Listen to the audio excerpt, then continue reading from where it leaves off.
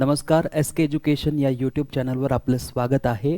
आजच्या लाईव्ह सेशनमध्ये आपण प्रोनाउन या चॅप्टरवर महत्त्वाच्या प्रश्नांचे ॲनालिसिस करणार आहोत। ही सर्व प्रश्न प्रोनाउन या चॅप्टरवर आधारित आहेत।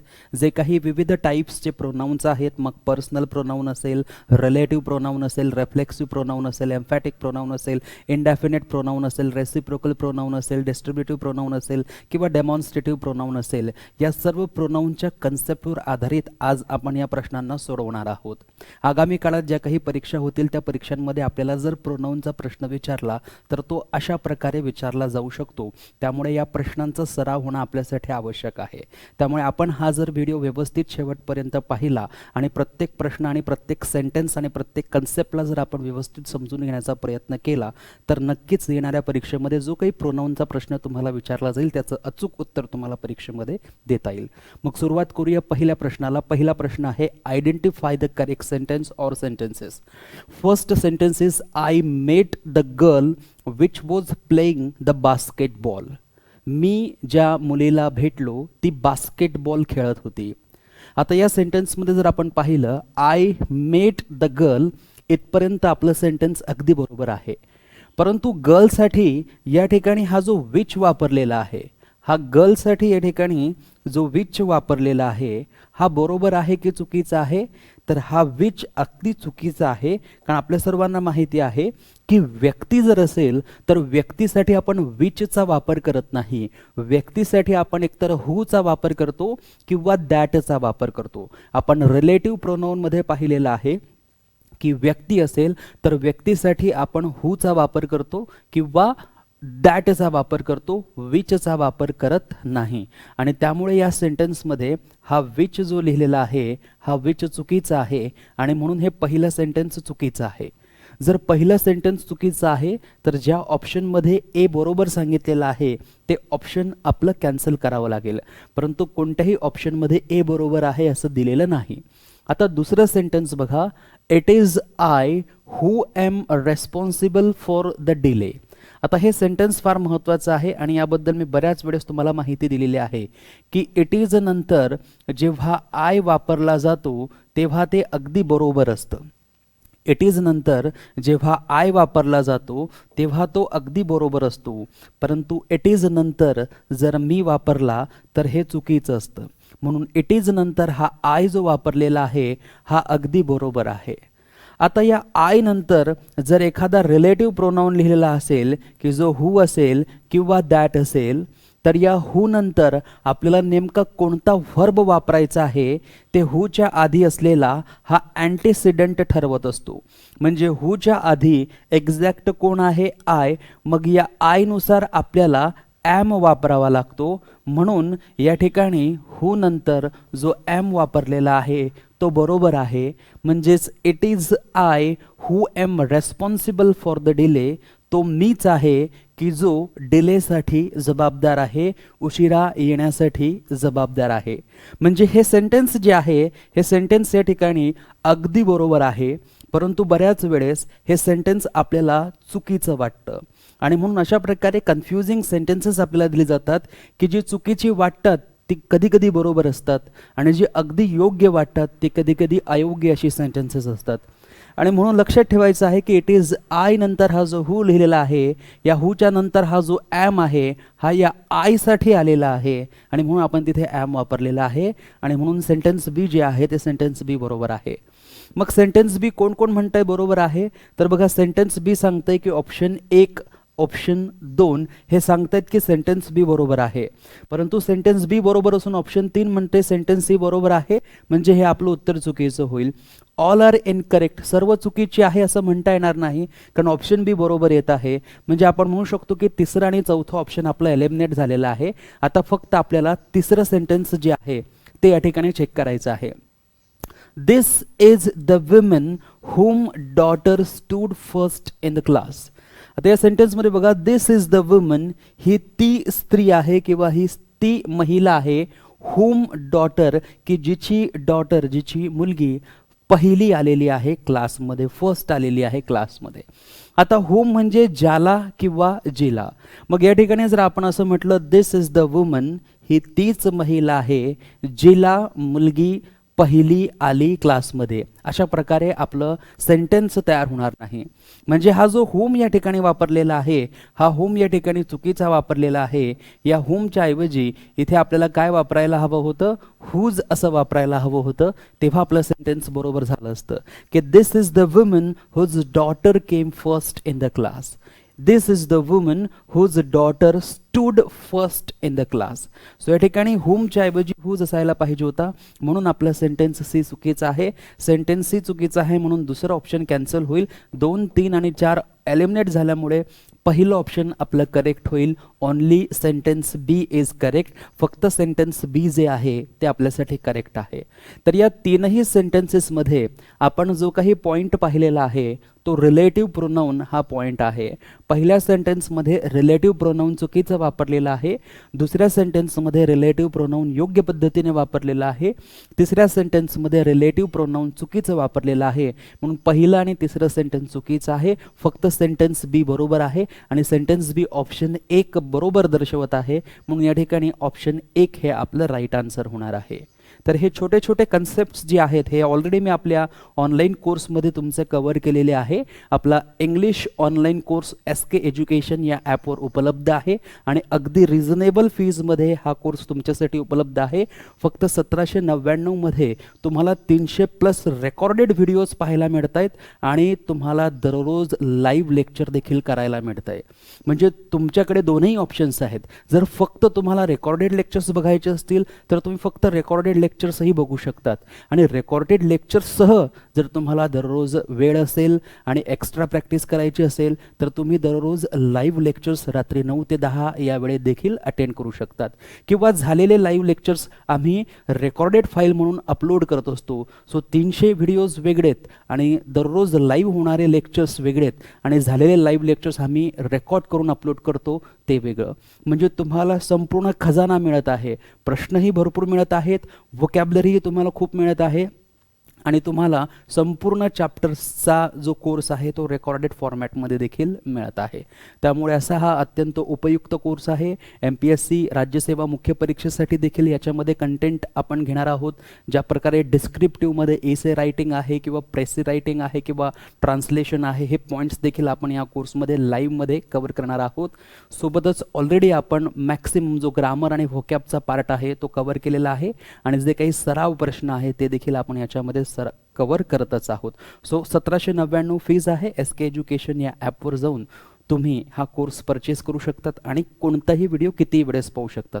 जितक्या वेळेस तुम्हाला रिव्हिजन करायची आहे तितक्या वेळेस त्या व्हिडिओची रिव्हिजन तुम्ही करू शकतात. आणि इंटरनेट कमी असेल तर तुम्ही पहिल्यांदा इंटरनेटचा वापर करून सर्व व्हिडिओज डाउनलोड करू शकतात आणि नंतर विदाऊट इंटरनेट सर्व व्हिडिओज ऑफलाईन देखील पाहू शकतात. यामध्ये तुम्हाला ऑनलाईन टेस्टही दिले जातात आणि त्या ऑनलाईन टेस्टचं या प्रकारे ॲनालिसिस देखील करून दिले जातं आणि तुम्हाला PDF फाईल नोट्स म्हणून दिल्या जातात की ज्या तुम्ही डाउनलोड करून त्याचे प्रिंटआउट वगैरे काढू शकतात. अधिक माहितीसाठी खाली जे नंबर्स दिलेले आहेत स्क्रोलिंग टेक्स्टमध्ये त्यावर तुम्ही कॉल करू शकतात.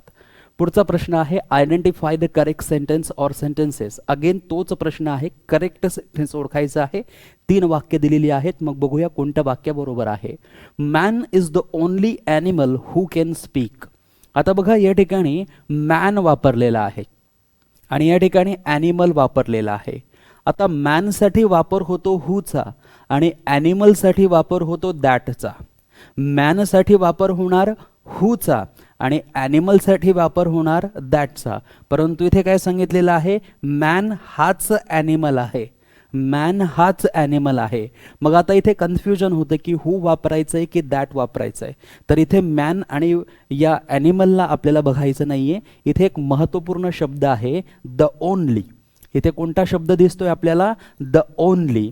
जर आपल्याला आपल्या वाक्यामध्ये the same, the only, the one किंवा सुपरलेटिव्ह डिग्रीचं ॲडजेक्टिव्ह मिळत असेल तर आपल्याला दॅट हा रिलेटिव्ह प्रोनाऊन वापरावा लागतो आणि म्हणून या द ओनलीसाठी इथे हा हूचा वापर होणार नाही. या हूच्या ऐवजी आपल्याला दॅट वापरावा लागेल आणि आत्ता आपलं सेंटेन्स जे आहे ते बरोबर होईल. परंतु इथे हू वापरल्यामुळे सेंटेन्स ए चुकीचा आहे आणि सेंटेन्स ए जर चुकीचा आहे तर आपण म्हणू शकतो या ठिकाणी अजून आपल्याला कोणतेही ऑप्शन एलिमिनेट करता येत नाहीये. दुसरं सेंटेन्स बघा, दिस इज द बेगर, हा तोच भिकारी आहे, हु स्टोल माय मनी, की ज्याने माझे पैसे चोरले. आता बघा, दिस इज द बेगर, हा तोच भिकारी आहे, आणि हु म्हणजे की जो किंवा की ज्याने, स्टोल चोरले, माय मनी, हा तोच चोर आहे, हा तोच भिकारी आहे की ज्याने माझे पैसे चोरले. या सेंटेन्समध्ये आपल्याला कोणत्याही प्रकारची मिस्टेक मिळत नाही, एरर मिळत नाही, म्हणून सेंटेन्स बी जे आहे ते बरोबर आहे. सेंटेन्स बी जर बरोबर आहे तर ऑप्शन 1 आणि 2 आपलं उत्तर होऊ शकतं. 3 आणि 4 पुन्हा एकदा एलिमिनेट होणार. आता पुढे बघा, the movie that I watched was not interesting, जी मूवी मी पाहिली ती इंटरेस्टिंग नव्हती.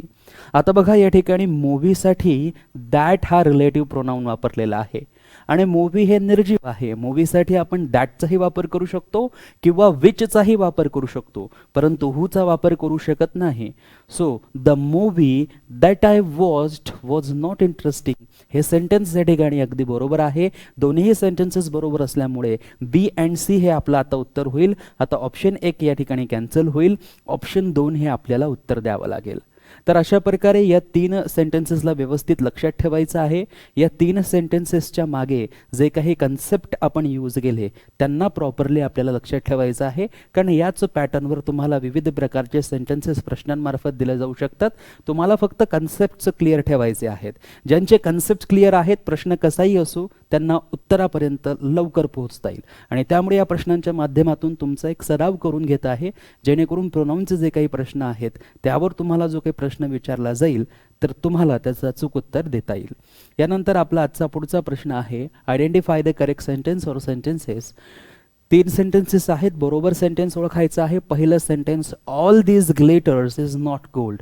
ही एक म्हण आहे की जे चकाकतं ते सर्व सोनं नसतं, आणि याला आपण म्हणतो all that glitters is not gold.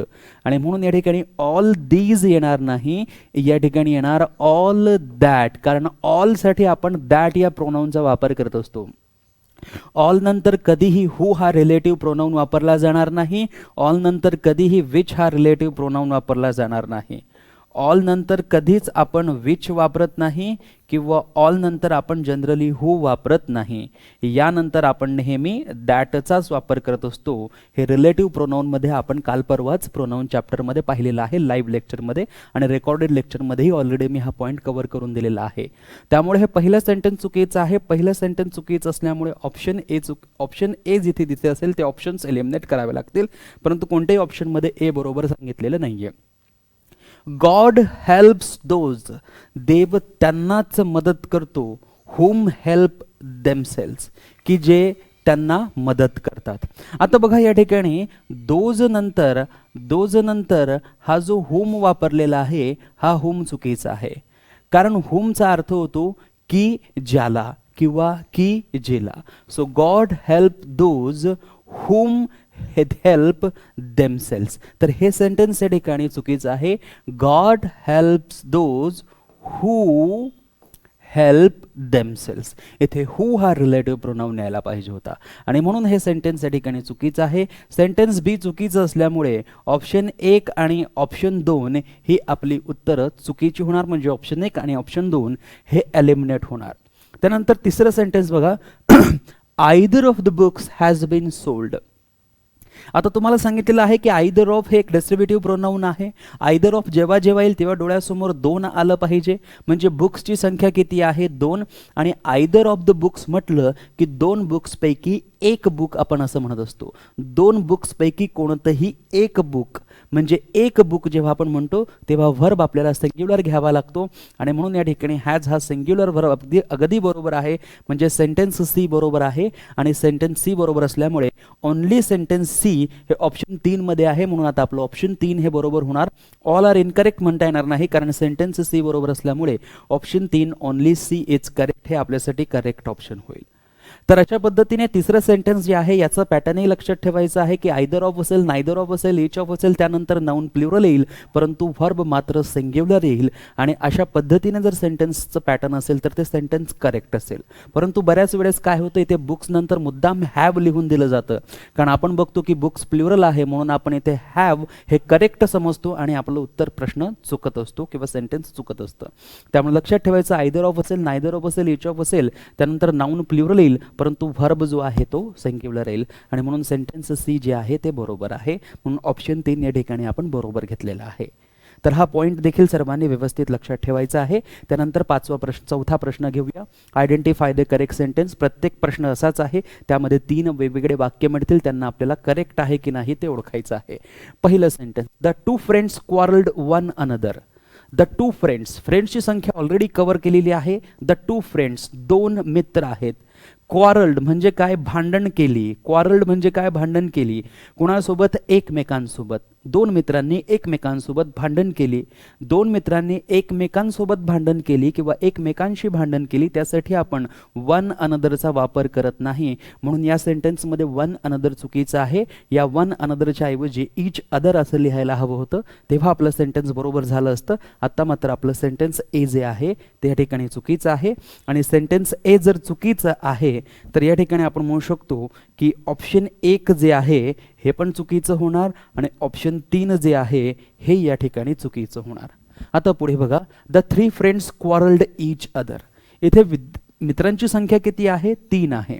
मित्रांची संख्या 3 आहे आणि 3 साठी ईच अदरचा वापर होत नाही, 3 साठी वन अनदरचा वापर होतो. त्यामुळे या ठिकाणी हे ईच अदर जे आहे हे ईच अदर चुकीचं आहे आणि म्हणून हे सेंटेन्स चुकीचं आहे. पुढे बघा, either of the boys are playing cricket. हा मागच्याच प्रश्नाचा एक पॉईंट आहे की आयदर ऑफ नंतर जे नाउन असेल ते प्लुरल असेल, बॉईज, अगदी बरोबर आहे. परंतु यानंतर व्हर्ब जो असेल तो सिंग्युलर असेल, म्हणजे आरच्या ऐवजी इज यूज व्हायला हवा होता. आर प्लुरल आहे म्हणून हे सेंटेन्स चुकीचं आहे. आता 3ही सेंटेन्सेस चुकीचे असल्यामुळे आपल्याला ऑप्शन 4 सोबत जावं लागेल आणि ऑप्शन 4 आहे A B C are incorrect, की 3ही सेंटेन्सेस जे आहेत हे 3ही सेंटेन्सेस चुकीची आहेत. त्यामुळे हा प्रश्न आणि या प्रश्नामध्ये असलेले हे 3ही वाक्य आपल्याला व्यवस्थित लक्षात ठेवायचे आहेत.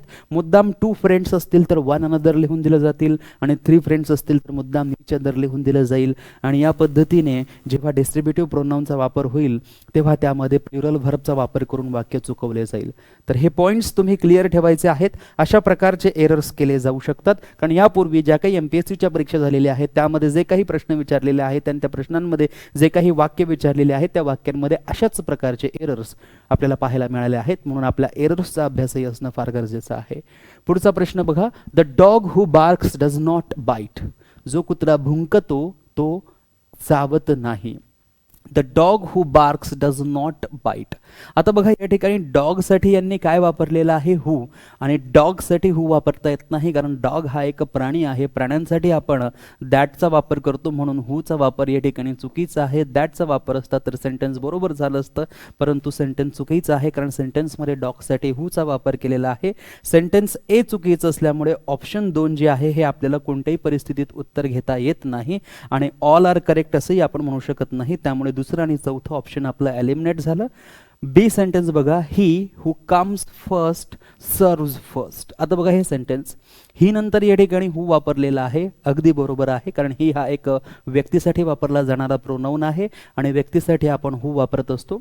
परंतु या हू नंतर जो व्हर्ब येईल तो या ही नुसार असेल आणि ही नंतर आपण कम वापरत नाही, कम्स असंच वापरतो, म्हणजे हे देखील या ठिकाणी बरोबर आहे. आणि पुढे फर्स्ट सर्व्स फर्स्ट हे देखील अगदी बरोबर आहे. म्हणजे आपण म्हणू शकतो सेंटेन्स बी मध्ये कोणत्याही प्रकारचा एरर नाही, सेंटेन्स बी अगदी बरोबर आहे. आणि सेंटेन्स बी बरोबर असल्यामुळे आपल्याला ऑप्शन 1 जे आहे हे या ठिकाणी करेक्ट म्हणता येऊ शकतं. परंतु तरी देखील आपण म्हणूया की सेंटेन्स सी आपण चेक करूया. फक्त ओनली सी बरोबर नाहीये, कारण बी देखील बरोबर आहे. त्यामुळे ओनली सी बरोबर असं म्हणता येणार नाही. म्हणजे इथेच आपण तिसरं सेंटेन्स न चेक करता आपल्या उत्तरापर्यंत पोहोचलेला आहोत की only sentence B is correct. तरी देखील आपण सेंटेन्स सी ला एकदा चेक करूया. This is the ground when I played cricket. हे तेच ग्राउंड आहे, दिस इज द ग्राउंड, हे तेच ग्राउंड आहे जेव्हा आय प्लेड क्रिकेट, जेव्हा मी क्रिकेट खेळलो, याचा काहीही अर्थ मिळत नाहीये. या वेनच्या ऐवजी जर इथे वेअर असं लिहिलेलं असतं की दिस इज द ग्राउंड, हे तेच ग्राउंड आहे जिथे मी क्रिकेट खेळलो, तेव्हा हे सेंटेन्स बरोबर होणार. This is the ground where I played cricket, हे तेच मैदान आहे ज्या मैदानावर मी क्रिकेट खेळलो. परंतु इथे वेन हे चुकीचा अर्थ देत असल्यामुळे आपलं सेंटेन्स सी चुकीचं होणार, म्हणून फक्त सेंटेन्स बी बरोबर होणार. आणि सेंटेन्स बी ऑप्शन 1 मध्ये आहे, म्हणून ऑप्शन 1 या ठिकाणी आपलं बरोबर ऑप्शन होईल. सो पहिलं सेंटेन्स, दुसरे सेंटेन्स आणि तिसरं सेंटेन्स हे तीनही सेंटेन्सेस रिलेटिव्ह प्रोनाऊनच्या कन्सेप्टवर आधारित होते. मी रिलेटिव्ह प्रोनाऊन तुमचं रेकॉर्डेड लेक्चरमध्येही अगदी व्यवस्थित घेतलेलं आहे आणि लाईव्ह लेक्चरमध्ये देखील मी तुम्हाला रिलेटिव्ह प्रोनाऊनचे कन्सेप्ट व्यवस्थितरित्या समजून सांगितलेले आहेत.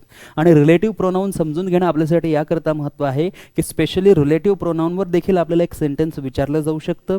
रिलेटिव्ह प्रोनाऊन ज्यांना माहिती आहे त्यांना कॉम्पाऊंड सेंटेन्स कोणते, कॉम्प्लेक्स सेंटेन्सेस कोणते आहेत ते कळतात. आणि रिलेटिव्ह प्रोनाऊन ज्यांना माहिती आहे त्यांना एक्झेक्टिव्ह क्लॉज देखील व्यवस्थितरित्या ओळखता येतात.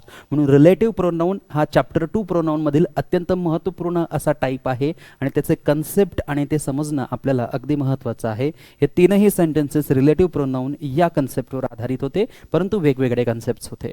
पुढचा प्रश्न आहे identify the correct sentence or sentences. The first sentence is I met a man who was nervous. I met a man who was nervous. आता बघा या ठिकाणी आय मेट नंतर हा जो मॅन आहे, या मॅन नंतर इथे हू वापरलेला आहे की जे अगदी बरोबर आहे. म्हणजे सेंटेन्स ए जे आहे हे सेंटेन्स ए या ठिकाणी बरोबर आहे. त्यानंतर बघा Sunil is the best student who always comes first. आता या सेंटेन्समध्ये बघा सुनील कोण आहे, एक व्यक्ती आहे. तोच कोण आहे, एक स्टुडंट आहे. सुनील की जो बेस्ट स्टुडंट आहे नेहमी फर्स्ट येतो, म्हणजे त्याचा नेहमी पहिला क्रमांक येतो. Sunil is the best student हू. आता बघा इथे स्टुडंट म्हणजे कोण, व्यक्ती आहे आणि व्यक्तीसाठी हू अगदी बरोबर आहे. परंतु या व्यक्तीच्या आधी हा बेस्ट सुपरलेटिव्ह डिग्रीचा एक्झेक्टिव्ह आहे आणि व्यक्तीच्या आधी जर सुपरलेटिव्ह डिग्रीचा एक्झेक्टिव्ह असेल तर आपल्याला हू हा रिलेटिव्ह प्रोनाऊन घेता येत नाही. आपल्याला दॅट हा रिलेटिव्ह प्रोनाऊन घ्यावा लागेल. म्हणजे इथे हू चुकीचं आहे, दॅट बरोबर आहे, म्हणून सेंटेन्स बी जे आहे हे सेंटेन्स बी चुकीचं आहे. मग सेंटेन्स बी जर चुकीचं आहे तर ऑप्शन 1 जे आहे हे आपलं उत्तर होणार नाही. त्यानंतर ओनली सी हे देखील आपलं उत्तर होणार नाही, कारण ए बरोबर आलेलं आहे, त्यामुळे ऑप्शन 3 आपलं उत्तर होणार नाही. आणि ऑल आर करेक्ट असं देखील आपण म्हणू शकत नाही, कारण सेंटेन्स बी चुकीचं आहे. म्हणजे एकच उत्तर आपल्याकडे शिल्लक आहे की ओनली ए अँड सी. ए आणि सी ही सेंटेन्सेस बरोबर आहेत. मग चेक करूया सेंटेन्स सी बरोबर आहे का. He is one of the singers who are singing nicely. आता बघा he is one of the singers म्हणजे तो सिंगर्स पैकी कसा आहे, एक आहे. सिंगर्स पैकी तो कसा आहे, एक आहे. आता इथे सिंगर्स नंतर हू घेतलेला आहे आणि हू नंतर आर घेतलेला आहे. हे आर का घेतलेला आहे, कारण हूच्या आधी जो शब्द आहे तो सिंगर्स आहे. हूच्या आधी जो शब्द आहे तो सिंगर्स आहे, प्लुरल आहे आणि सिंगर्ससाठी आपण आर वापरतो, म्हणून या ठिकाणी आर जे आहे ते बरोबर आहे. म्हणजेच सेंटेन्स सी जे आहे हे सेंटेन्स सी या ठिकाणी बरोबर आहे. आणि आपण आता म्हणू शकतो sentence A and sentence C are correct. Sentence A and C are correct option 2 मध्ये मिळालेला आहे, म्हणून ऑप्शन 2 या ठिकाणी आपलं करेक्ट ऑप्शन होणार आहे. तर अशा पद्धतीने हे देखील रिलेटिव्ह प्रोनाऊनवर आधारित असलेले महत्त्वपूर्ण 3 सेंटेन्सेस आणि 3 कन्सेप्ट्स होते. त्यानंतर पुढचा प्रश्न आहे त्यापैकी पहिलं sentence, he is the same boy who came here yesterday. बघा द ओनली असेल, द वन असेल, द सेम असेल. बघा he is the same, the same असेल किंवा द वन असेल किंवा द ओनली असेल किंवा ऑल असेल किंवा सुपरलेटिव्ह डिग्री असेल व्यक्तीच्या आधी, तर आपल्याला हूचा वापर करता येत नाही. या द सेम साठी आपण दॅटचा वापर करत असतो आणि म्हणून हे पहिलं सेंटेन्स या ठिकाणी चुकीचं आहे.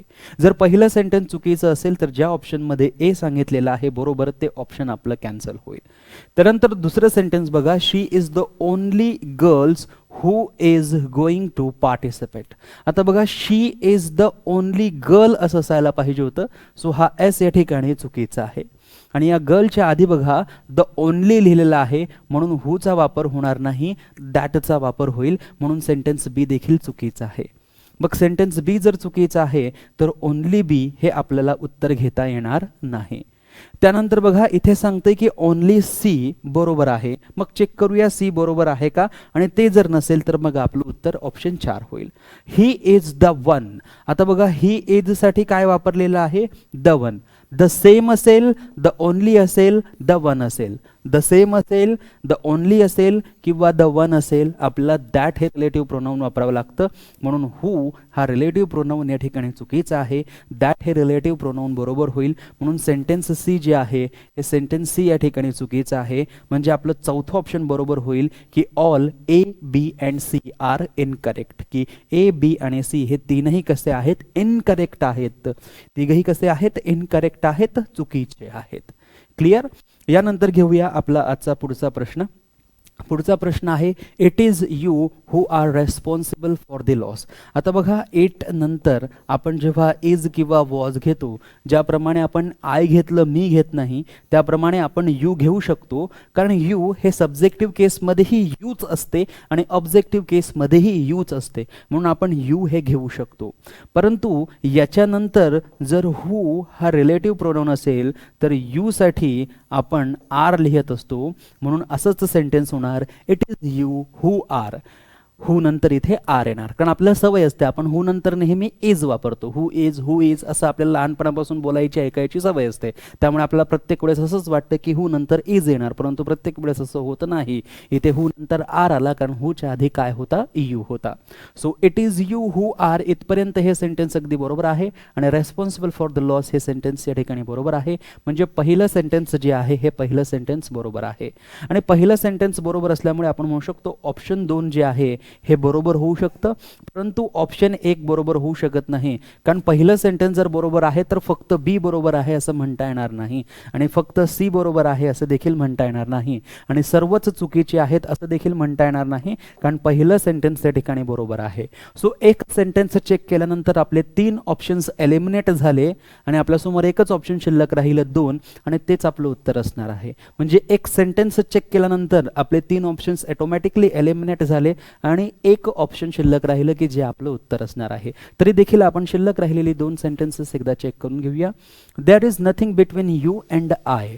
आता बघा देअर इज नथिंग बिटवीन, हा बिटवीन काय आहे, एक प्रेपोजिशन आहे, आणि प्रेपोजिशन ऑब्जेक्टिव्ह केस असतं. म्हणजे प्रेपोजिशन नंतर जो प्रोनाऊन येणार तो ऑब्जेक्टिव्ह केसचा असणार. यू हा ऑब्जेक्टिव्ह केसचा आहे, परंतु आय हा सब्जेक्टिव्ह केसचा आहे. म्हणून या आयच्या ऐवजी मी असं लिहायला हवं होतं, तेव्हा आपलं सेंटेन्स बरोबर झालं असतं. मग आता बघूया there is nothing between you and me. आता हे सेंटेन्स या ठिकाणी बरोबर आहे. म्हणजे हे सेंटेन्स जे आहे हे सेंटेन्स कसं आहे, चुकीचं आहे. पुढचं सेंटेन्स बघा. The girl whom you met is my sister. The girl ज्या मुलीला, हुम यू मेट ज्या मुलीला तू भेटला, इज माय सिस्टर ती माझी सिस्टर आहे. आता या सेंटेन्समध्ये कोणत्याही प्रकारची मिस्टेक नाही, हे सेंटेन्स अगदी बरोबर आहे. म्हणून आपण म्हणू शकतो सेंटेन्स ए अँड सेंटेन्स बी बरोबर आहे, की जे ऑलरेडी 2 ऑप्शनमध्ये आपल्याला मिळालेलंच होतं ऑप्शन्स एलिमिनेट करून, तरी देखील आपलं ऑप्शन आता पुन्हा 2च आलेलं आहे. सो अशा पद्धतीने आपल्याला सेंटेन्सेस विचारले जाऊ शकतात. पहिलं सेंटेन्स रिलेटिव्ह प्रोनाऊनच्या कन्सेप्टवर, दुसरं सेंटेन्स पर्सनल प्रोनाऊनच्या कन्सेप्टवर, आणि तिसरं सेंटेन्स पुन्हा एकदा रिलेटिव्ह प्रोनाऊनच्या कन्सेप्टवर आपल्याला विचारण्यात आलेलं आहे. तर हे छोटे छोटे पॉइंट्स आहेत, हे काही रॉकेट सायन्स नाहीये. बरेच जण इंग्रजीला खूप घाबरतात कारण त्यांना हे छोटे छोटे कन्सेप्ट साध्या किंवा सोप्या शब्दांमध्ये आजपर्यंत कोणी समजून सांगितलेलं नाही, म्हणून ते घाबरतात. परंतु तुम्ही जर लाईव्ह लेक्चरमधील जे प्रोनाऊन चॅप्टर आहे ते जरी व्यवस्थित 2-3 वेळेस पाहिलं असेल किंवा 1-2 वेळेस पाहिलं असेल, किंवा रेकॉर्डेड लेक्चरमधील प्रोनाऊन हे चॅप्टर पूर्णतः तुम्ही जर पाहिलं असेल तर तुम्हाला हे काहीही विशेष वाटणार नाही, आणि तुम्ही ड्रास्टिकली हे जे सर्व सेंटेन्सेस आहेत यांना क्विकली सोडवू शकतात आणि यांचे आन्सर्स तुम्ही घेऊ शकतात. यानंतर आपला पुढचा प्रश्न घेऊया. This is the boy who I think is the best candidate. आता बघा या सेंटेन्समध्ये लिहिलेलं आहे दिस इज द बॉय, आणि या बॉय नंतर वापरलेला आहे हू, आणि याच्यानंतर आहे आय थिंक. जर हू या शब्दानंतर I think, we think, they think, you think, she thinks, he thinks, I hope, she hopes, he hopes, they hope असं वापरलेलं असेल, I believe, she believes, he believed, they believed असं वापरलेलं असेल, तर आपण हू हे रिलेटिव्ह प्रोनाऊन वापरतो. हा एक महत्त्वाचा कन्सेप्ट आहे की जो ऑलरेडी आपण आपल्या ऑनलाईन कोर्समध्ये घेतलेला आहे. रेकॉर्डेड लेक्चरमध्ये हा कन्सेप्ट आपण घेतलेला आहे, लाईव्ह लेक्चर्समध्ये देखील आपण हा आपल्या ऑनलाईन लेक्चरमध्ये घेतलेला आहे. त्यामुळे दोन्ही ठिकाणी आहे. जास्त याच्याबद्दलची जी माहिती मी तुम्हाला रेकॉर्डेड लेक्चरमध्ये देखील दिलेली आहे. त्यामुळे हे सेंटेन्स या ठिकाणी अगदी बरोबर आहे. पुढे बघा, this is the girls whom I think. आता बघा या ठिकाणी पुन्हा एकदा आय थिंक आहे म्हणून हुमचा वापर होणार नाही, इथे हूचा वापर व्हायला पाहिजे होता. आणि आपण म्हणू शकतो की दिस इज द गर्ल म्हणावं लागेल, दिस इज द गर्ल्स असं म्हणता येणार नाही, म्हणून दुसरं सेंटेन्स जे आहे हे चुकीचं आहे. आणि त्यानंतर बघा, the students whom score is below 20 are not eligible. जे विद्यार्थी की ज्याला किंवा ज्यांना स्कोर 20च्या खाली आहे, नॉट एलिजिबल असं म्हणता येणार नाही. द स्टुडंट हुज स्कोर असं म्हणावं लागेल. द स्टुडंट्स हुज स्कोर की ज्यांचा स्कोर इज बिलो 20 की ज्यांचा स्कोर हा 20च्या खाली आहे, आर नॉट एलिजिबल. सो या ठिकाणी हुम हे चुकीचं प्रोनाउन वापरलेलं आहे म्हणून सेंटेन्स सी चुकीचं आहे. आता आपण म्हणू शकतो की सेंटेन्स ए हे बरोबर आहे. सेंटेन्स ए हेच बरोबर असल्यामुळे this is the boy who I think is the best candidate, sentence A बरोबर असल्यामुळे ऑप्शन ए हा आपल्यासाठी बरोबर होईल. ऑप्शन ए असं कुठेही दिलेलं नाहीये म्हणून आपण म्हणू शकतो की सर्व ऑप्शन्स या ठिकाणी चुकीचे आहे. आपल्याला म्हणावं लागेल ओनली ए, आपल्याला म्हणावं लागेल only A is correct. So या प्रश्नाची ऑप्शन्स चुकलेली आहे. या प्रश्नाचं करेक्ट उत्तर आहे option sentence A is correct. Okay, यानंतर घेऊया आपला आजचा पुढचा प्रश्न. पुढचा प्रश्न आहे either of the boys have come to class. आता इथे बघा, इथे आयदर ऑफ द बॉयज लिहिलेला आहे, इथेही आयदर ऑफ द बॉयज लिहिलेला आहे. म्हणजे आयदर ऑफ नंतर जो नाऊन येणार तो प्ल्युरल येणार. सो बॉयज प्ल्युरल अगदी बरोबर आहे. परंतु यांच्यानंतर जो वर्ब येणार तो सिंग्युलर येणार, म्हणून हॅव हा प्ल्युरल असल्यामुळे हॅव चुकीचा होईल, सेंटेन्स ए इनकरेक्ट. हॅज बरोबर असल्यामुळे सिंग्युलर आहे, बरोबर आहे, म्हणून सेंटेन्स बी बरोबर होणार. त्यानंतर बघा, each of the, either of the असेल, ईच ऑफ द असेल, नायदर ऑफ द असेल, त्यानंतर हा जो नाऊन आहे हा नाऊन प्ल्युरल असायला पाहिजे. हा नाऊन कसा असला पाहिजे, प्ल्युरल असायला पाहिजे. म्हणजे टीचरच्या ऐवजी टीचर्स असायला हवं होतं, परंतु हे टीचर या ठिकाणी चुकीचं आहे म्हणून सेंटेन्स सी चुकीचं आहे. सेंटेन्स सी चुकीचं असल्यामुळे फक्त सेंटेन्स बी बरोबर आहे आणि सेंटेन्स बी ऑप्शन 1 मध्ये आहे म्हणून बाकीची सर्व ऑप्शन्स या ठिकाणी चुकीची होणार. Only B is correct. Option 1 जे आहे ते आपल्यासाठी बरोबर होणार आहे. यानंतर घेऊया आपला 11 क्रमांकाचा प्रश्न. I cut the cake my self. बघा, हा रिफ्लेक्सिव्ह प्रोनाऊन आणि एम्फॅटिक प्रोनाऊनचा एक महत्त्वपूर्ण प्रकार आहे. इथे बघा, I cut the cake, me cake कापला आणि नंतर माय सेल्फ वापरलेला आहे, तर हे अगदी बरोबर आहे. कारण कट सोबत, कट या व्हर्ब सोबत त्याचा ऑब्जेक्ट येणं फार गरजेचं आहे. कट या व्हर्ब सोबत त्याचा ऑब्जेक्ट काय आहे, त्याचा ऑब्जेक्ट आहे केक. त्याचा ऑब्जेक्ट काय आहे, केक. म्हणजे कट द केक हे एक साथ आलं पाहिजे तेव्हा तुम्ही रेफ्लेक्सिव्ह किंवा एम्फॅटिक प्रोनाऊन वापरणार. आणि हे कट आणि द केक वेगवेगळं केलं आणि याच्यामध्ये जर तुम्ही कुठेतरी रेफ्लेक्सिव्ह प्रोनाऊन ठेवण्याचा प्रयत्न केला तर ते चुकीचं होईल, किंवा यांच्यामध्ये कुठेतरी तुम्ही एम्फॅटिक प्रोनाऊन ठेवण्याचा प्रयत्न केला तर ते चुकीचं होईल. मग बघा, इथे आय बरोबर आहे, कट बरोबर आहे, द केक त्याचा ऑब्जेक्ट बरोबर आहे आणि नंतर मायसेल्फ हा आय साठी वापरलेला रेफ्लेक्सिव्ह प्रोनाऊन आहे. म्हणजे I cut the cake myself हे या ठिकाणी अगदी बरोबर आहे. आणि कटचा व्हर्ब ऑलरेडी इथे असल्यामुळे हा मायसेल्फ आता रेफ्लेक्सिव्ह प्रोनाऊन वरून आता तो एक एम्फॅटिक प्रोनाऊन होणार आहे. त्यामुळे हे सेंटेन्स अगदी बरोबर आहे. सो सेंटेन्स ए बरोबर असल्यामुळे ऑप्शन 2 आपण आपलं उत्तर घेऊ शकतो. ऑप्शन 3 ऑलरेडी घेता येणार नाही कारण ते फक्त ओनली सी असं म्हणताय आणि ओनली बी असं म्हणता येणार नाही कारण ए देखील बरोबर आहे. मग या ठिकाणी बघा, ऑल आर इनकरेक्ट असं देखील आपल्याला म्हणता येणार नाही कारण सेंटेन्स ए जे आहे हे सेंटेन्स ए या ठिकाणी बरोबर आहे. आता बघा, आय कट, कट नंतर केक मिळायला पाहिजे, कट नंतर द केक मिळायला पाहिजे, तेव्हा तुम्ही केकला कापणार. आय कट मायसेल्फ, इथे तुम्ही मायसेल्फ वापरल्यामुळे आय कट मायसेल्फ म्हणजे मी स्वतःला कापलं आणि हा केक बाजूला राहून गेला, म्हणजे हे वाक्य जे आहे हे वाक्य या ठिकाणी चुकीचं होणार. त्यानंतर पुढे बघा, आय नंतर इथे मायसेल्फ वापरलेला आहे, त्यानंतर कट हा वर्ब आहे आणि त्याचा ऑब्जेक्ट केक जो आहे हा या ठिकाणी बरोबर वापरलेला आहे, म्हणजे हे सेंटेन्स या ठिकाणी अगदी बरोबर आहे. म्हणजे आपण म्हणू शकतो की sentence A and C are correct. तर सेंटेन्स ए अँड सी जर आपण पाहिलं तर ऑप्शन 2 मध्ये दिसतंय, म्हणून ऑप्शन 2 आपलं करेक्ट उत्तर होणार. सो बघा, I cut the cake myself, मी स्वतःच केक कापला. I myself cut the cake, मी स्वतःच केक कापला. I cut the cake myself याचा अर्थ होतो मी स्वतः केक कापला. I myself cut the cake याचा अर्थ होतो मी स्वतःच केक कापला. सो या ठिकाणी ए अँड सी ही दोन्ही सेंटेन्सेस बरोबर आहेत आणि ए आणि सी मध्ये जे काही मायसेल्फ वापरलं गेलेलं आहे ते एक एम्फॅटिक प्रोनाउन आहे.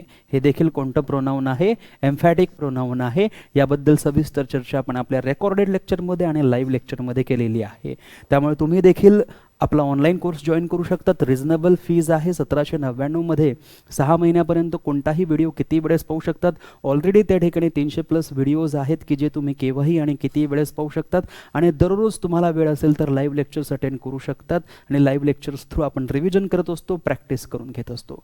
त्यानंतर पुढचा प्रश्न घ्या. One must be attentive to one's exam. आता हा एक इंडेफिनेट प्रोनाउनवर आधारित प्रश्न आहे. वनने सुरुवात होत असेल तर पुढे येणारा पॉझेसिव्ह हा नेहमी वन्स असणार आहे, म्हणून हे सेंटेन्स या ठिकाणी अगदी बरोबर आहे. आणि सेंटेन्स ए बरोबर असल्यामुळे ऑप्शन 1 किंवा ऑप्शन 2 आपलं उत्तर बरोबर होऊ शकतं. फक्त सी बरोबर होऊ शकत नाही कारण ए बरोबर आहे आणि सर्वच चुकीचे होऊ शकत नाही कारण ए बरोबर आहे, म्हणून तिसरं आणि चौथं ऑप्शन एलिमिनेट झालं. एव्हरीवनने जेव्हा सुरुवात होत असेल तेव्हा याप्रमाणे वन्सचा वापर होत नाही. एव्हरीबडीने सुरुवात होत असेल तर वन्सच्या ऐवजी आपण हिजचा वापर करतो. सो या ठिकाणी हा जो देअर वापरलेला आहे की everyone must be able to know their strength, so या ठिकाणी देअर जो वापरलेला आहे हा देअर चुकीचा आहे. या देअरच्या ऐवजी हेच वापरला असतं तर आपलं सेंटेन्स बरोबर झालं असतं, परंतु आपलं सेंटेन्स चुकीचं आहे. सेंटेन्स बी चुकीचं आहे, म्हणून या ठिकाणी ऑप्शन बी कुठेही दिसत नाहीये. वनने जर सुरुवात होत असेल तर आपल्याला वन्स घ्यावा लागतो. वनने जर सुरुवात होत असेल तर आपल्याला वन्स घ्यावा लागतो. मग वन शुड सपोर्ट हिमसेल्फ. आता इथे हिमसेल्फ येणार नाही कारण सेल्फने जर घेतलेलं आहे तर आपल्याला वन्स न वापरता आता वन सेल्फ वापरावं लागेल. म्हणजेच सेंटेन्स सी या ठिकाणी चुकीचं आहे. One should support one self असं सेंटेन्स बरोबर असणार. वन शुड सपोर्ट हिमसेल्फ हे सेंटेन्स चुकीचं असणार, म्हणून हिमसेल्फच्या ऐवजी वन सेल्फ असायला हवं होतं, तेव्हा आपलं सेंटेन्स बरोबर झालं असतं, परंतु सेंटेन्स सी चुकीचं आहे. सेंटेन्स सी चुकीचं आहे म्हणून दुसरं ऑप्शन एलिमिनेट होणार, म्हणून फक्त एकच ऑप्शन शिल्लक राहणार. Only A sentence is correct. So sentence A correct असल्यामुळे ऑप्शन 1 आपल्या या ठिकाणी बरोबर उत्तर असणार आहे. यानंतर घेऊया आपला प्रश्न क्रमांक 14. The road of Mumbai is wider than Surat. बघा, कंपॅरिझन जी आहे ती कंपॅरिझन मुंबईच्या रस्त्याची सुरतच्या रस्त्यासोबतच झाली पाहिजे. म्हणजे the road of Mumbai is wider than that of Surat असं असायला पाहिजे आणि म्हणून हे सेंटेन्स या ठिकाणी चुकीचं आहे. दुसरं सेंटेन्स बघा, the tail of horse is bigger than that of cat असं असायला पाहिजे, कारण या ठिकाणी तुम्ही हॉर्सच्या टेलची तुलना फक्त कॅट सोबत करत आहात. हॉर्सच्या टेलची, हॉर्सच्या शेपटीची तुलना ही कॅटच्या शेपटीसोबत व्हायला पाहिजे आणि म्हणून या ठिकाणी फक्त कॅट सोबत तुलना झालेली आहे, म्हणून हे सेंटेन्स बी जे आहे हे सेंटेन्स बी या ठिकाणी चुकीचं आहे. The education of Pune is better than Patna. आता इथे एज्युकेशन आहे पुण्याचं, बेटर देन पटना नाही. द एज्युकेशन ऑफ पटना असं असायला हवं. म्हणजे the education of Pune is better than that of Pune असं असायला हवं, म्हणून हे तीनही सेंटेन्सेस चुकीचे आहेत आणि तीनही सेंटेन्सेस चुकीचे असल्यामुळे ऑप्शन 4 हे आपलं करेक्ट उत्तर होईल. याबद्दल सविस्तर माहिती आपण आपल्या ऑनलाईन लेक्चर, लाईव्ह लेक्चर आणि रेकॉर्डेड लेक्चरमध्ये घेतलेली आहे. त्यानंतर बघा, द विंडो ओपन्ड देमसेल्फ. हे चुकीचं आहे, कारण इथे जर द विंडो आहे आणि विंडोची संख्या 1 आहे आणि विंडो जर तिची ऑटोमॅटिकली ओपन होत असेल तर या ठिकाणी देमसेल्फचा वापर न होता इट सेल्फचा वापर होईल. आणि म्हणून देमसेल्फ असा कोणताही रेफ्लेक्सिव्ह किंवा एम्फॅटिक प्रोनाउन नाही, म्हणून सेंटेन्स ए चुकीचं. सेंटेन्स ए चुकीचं होता बरोबर ऑप्शन 1 आणि ऑप्शन 2 कॅन्सल होणार. त्यानंतर बघा, शी ऑफन स्पीक्स टू हिमसेल्फ, ती नेहमी बोलते कुणाशी, तिच्याशी. परंतु सेंटेन्सची सुरुवात जर शीने झालेली आहे तर आपल्याला हिमसेल्फ घेता येणार नाही. हिमसेल्फच्या ऐवजी आपल्याला हरसेल्फ हा रेफ्लेक्सिव्ह प्रोनाउन घ्यावा लागेल आणि म्हणून सेंटेन्स बी चुकीचं होईल. सेंटेन्स बी चुकीचं होईल तर आपल्याकडे एकच ऑप्शन शिल्लक राहिलं, एकतर ओनली सी किंवा ऑल आर इनकरेक्ट. त्यामुळे बघा, it will start itself. So सेंटेन्सची सुरुवात इटने झालेली आहे तर इट सेल्फ्स लिहिणं चुकीचं आहे. इट सेल्फ्स हे चुकीचं असतं, इट सेल्फ असं म्हणायला पाहिजे. म्हणजे सेंटेन्स सी देखील चुकीचं आहे आणि सेंटेन्स सी चुकीचं असल्यामुळे ओनली सी म्हणता येणार नाही. मग ऑप्शन 4 पिकअप करावं लागेल. ऑप्शन 4 आहे ऑल आर इनकरेक्ट. म्हणजे sentence A, B and C are incorrect ही चुकीची सेंटेन्सेस आहेत. यानंतर आपला आजचा 15 क्रमांकाचा प्रश्न, the two friends helped each other. दोन मित्रांनी एकमेकांची मदत केली. दोन मित्र आहेत आणि दोन मित्रांसाठी ईच अदरचा वापर होऊ शकतो. म्हणजे सेंटेन्स जे आहे हे सेंटेन्स या ठिकाणी बरोबर आहे. The two friends helped themselves. दोन मित्रांनी मदत केली ज्यांना त्यांना. सो बघा, द टू फ्रेंड्स आहे या ठिकाणी देमसेल्व्स वापरलेला आहे, हे देखील बरोबर आहे. म्हणजे सेंटेन्स बी जे आहे ते देखील बरोबर आहे. या दोन सेंटेन्समध्ये काय फरक आहे की या ठिकाणी हे दोन मित्र आहेत आणि या दोन मित्रापैकी याने याला मदत केली. म्हणजे हा जर ए असेल आणि हा जर बी असेल तर एने बीला मदत केली आणि बीने एला मदत केली.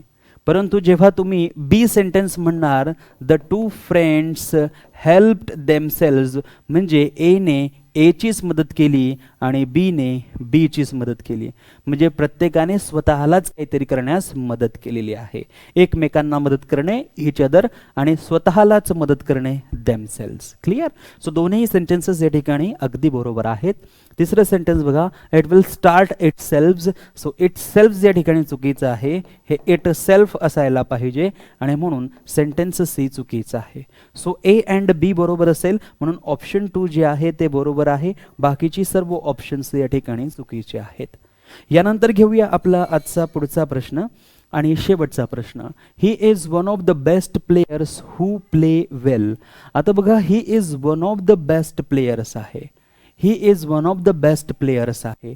म्हणजे प्लेयर हा जरी व्यक्ती असला तरी त्याच्या आधी द बेस्ट सुपरलेटिव्ह डिग्री आहे म्हणून हूचा वापर होणार नाही, दॅटचा वापर होईल. म्हणून सेंटेन्स ए चुकीचा आहे आणि सेंटेन्स ए जर चुकीचा आहे तर ऑप्शन 2 आपलं उत्तर होणार नाही. He is one of the best players that play well. या ठिकाणी बघा, दॅट नंतर प्ले जो आहे तो देखील बरोबर आहे. म्हणजे सेंटेन्स बी अगदी बरोबर आहे. He is one of the best player that plays. बघा, प्लेज हा सिंग्युलर आहे कारण त्याच्या आधी प्लेयर्स हा प्लुरल आहे. म्हणून प्लेयर्स जर प्लुरल असेल तर फक्त प्ले घ्यावा लागेल, सिंग्युलर प्लेजची गरज नाही. म्हणजे या ठिकाणी हा प्लेज जो आहे हा चुकीचा आहे. म्हणजे प्लेला एस लावलेला चुकीचा आहे. सो या ठिकाणी सेंटेन्स ही चुकीचं होणार. एकच ऑप्शन शिल्लक राहिलं, ऑप्शन बी. म्हणजे पहिल्या ऑप्शनमध्ये आपलं उत्तर आहे only sentence B is correct. तर अशा पद्धतीने प्रोनाउन या चॅप्टरवर आधारित असलेले सर्वात महत्त्वाचे प्रश्न आणि त्यांच्या मागे असलेले कन्सेप्ट मी पुन्हा एकदा तुम्हाला या प्रश्नांच्या माध्यमातून समजून सांगितलेले आहे. जर हा व्हिडिओ तुम्ही 2 ते 3 वेळेस पाहिला आणि हे सर्व प्रश्न व्यवस्थित समजून याच्या मागे जे कन्सेप्ट आहे ते जर तुम्हाला कळाले तर आगामी काळात जे काही MPSCच्या मुख्य परीक्षा होतील किंवा डिपार्टमेंटल PSI पूर्व परीक्षा होईल त्यामध्ये जेव्हा तुम्हाला प्रोनाउनचा प्रश्न विचारला जाईल तेव्हा नक्कीच तुम्हाला याच्याबद्दलचं व्यवस्थित उत्तर देता येईल. सो आजच्या लाईव्ह सेशनमध्ये फक्त इतकंच. भेटूया पुढच्या एका नवीन सेशनमध्ये. Thank you so much. Take care. Bye bye. Thank you.